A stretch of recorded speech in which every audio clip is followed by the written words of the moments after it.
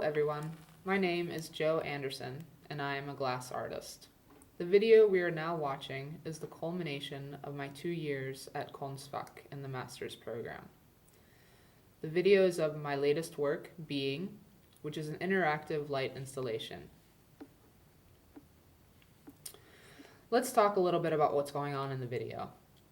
That's me with my cell phone, walking around the room and shining my light on the various glass sculptures, which forms the various patterns of light.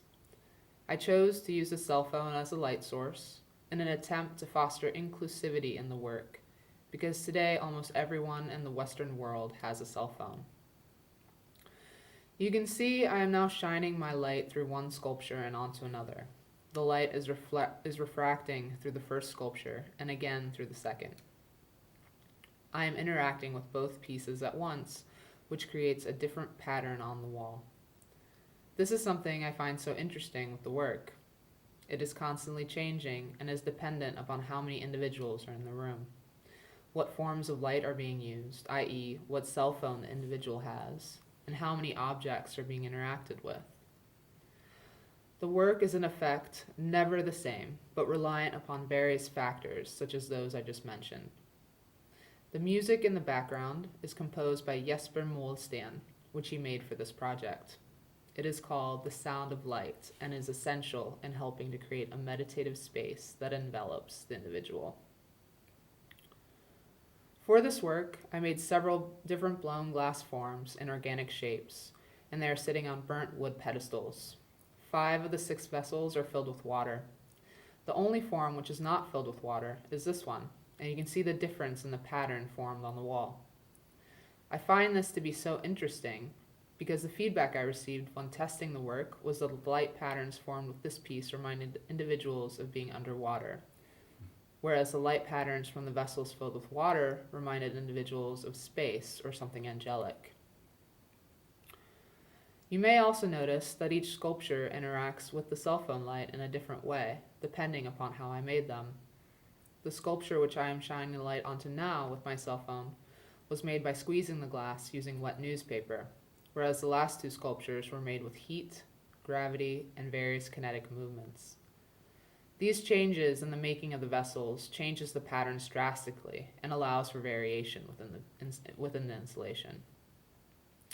I chose to use water in this installation because of its refractive and reflective qualities and because of its similarities to glass, the way both materials can flow, and for their transparent optic qualities. I also chose to fill the glass sculptures with water to make them appear and feel more dense or heavy. I wanted to create a feeling of magnitude within each sculpture.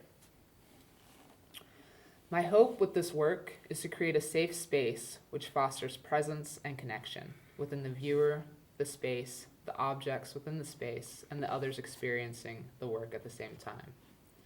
When I say safe, I mean a space where the viewer can in effect lose themselves, their thoughts, and their worries.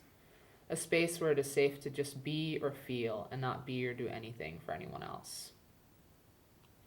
The reason I am so interested in feeling safe and creating these experiences for others is because the majority of my life I have not felt safe.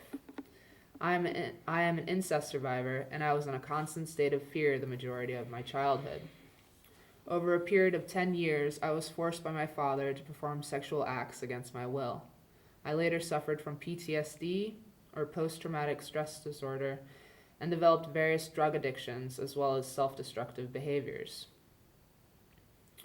Writing about this work and being so open about why I make in general has been extremely difficult for me.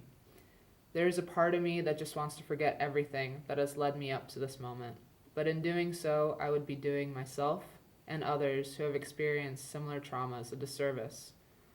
The reason I make almost everything I make is to foster love within myself. I am learning to love myself through making. I believe it is important to talk about these events and be open about our traumas with each other in order to bring awareness and foster community, to let other survivors know they are not alone. These things happen, usually among us by people we trust, and the truth is everyone has experienced some form of trauma.